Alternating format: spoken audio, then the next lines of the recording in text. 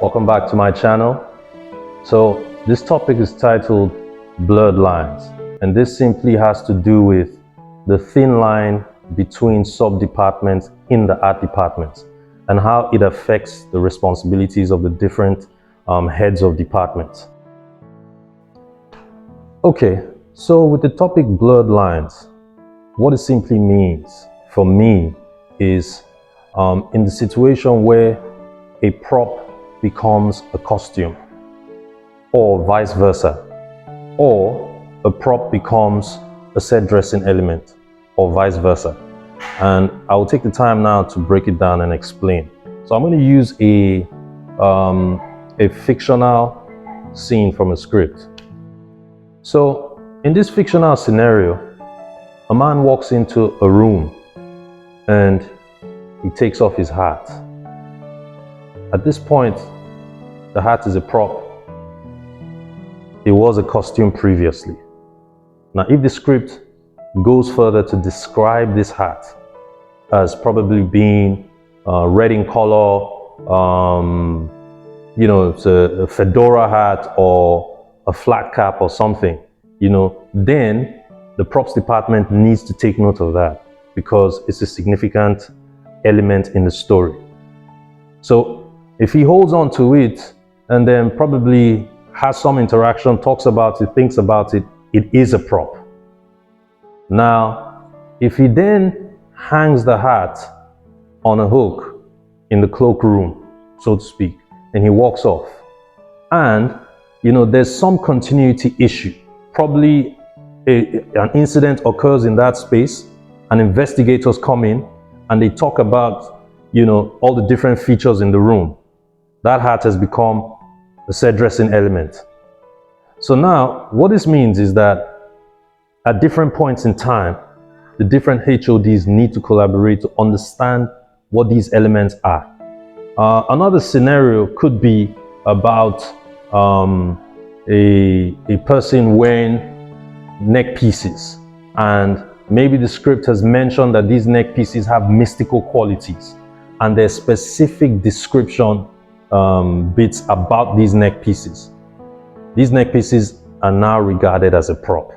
However, because they are worn, the costume department has to get involved in the fabrication of this neck piece and ensuring that it aligns with the general costume structure of the character.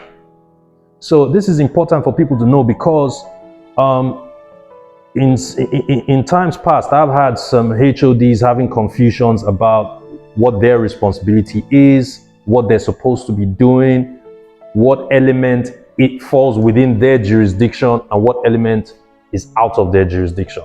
Another classic case is, in the instance of the epic series that I work on, you have a warrior who is an actor, and the warrior has his weapon, which is a dagger in a scabbard, right? Now the weapon is a prop. However, the scabbard is going to be worn by that warrior. So it becomes a costume piece. Now, but because the props master or the prop maker is responsible for making that dagger, he or she is now also automatically responsible for creating the scabbard, because the scabbard has to conform in size and in look. But the costume designer needs to be aware, and they need to work in sync because it is going to be worn by the actor and it has to conform with the rest of the costume. You see, so at this point the lines get a bit blurred. However, it's important that from the technical aspects of the script, the different HODs understand what their responsibilities are and at what points they need to collaborate with their sister departments in order to be most effective. One of the situations that I've had to deal with is a case where, my art director spoke to me about the costume designer, talking about the fact that the tying of the gele is the responsibility of the makeup. And I've thought about it, and I think that it came from a place where they're used to the fact that the makeup team has a vast knowledge of tying gele. So, I mean, that's fine. However, technically, the gele is an item that is worn, similar to how a cap is worn. And so, because it is worn by the actor, it should be regarded as a costume piece. And if it is a costume piece, then it's the responsibility of the costume department and not the makeup department. So in conclusion, I think having shed light on a bit of this aspect, the key thing to consider and take note of is that what is of paramount importance in all the different departments is collaboration.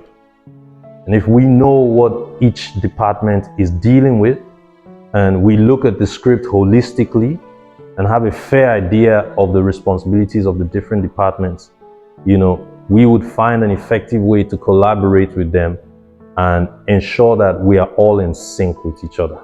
I believe that this attitude, will solve whatever situation we come across. But at the same time, it is still important to understand technically whose responsibility is what.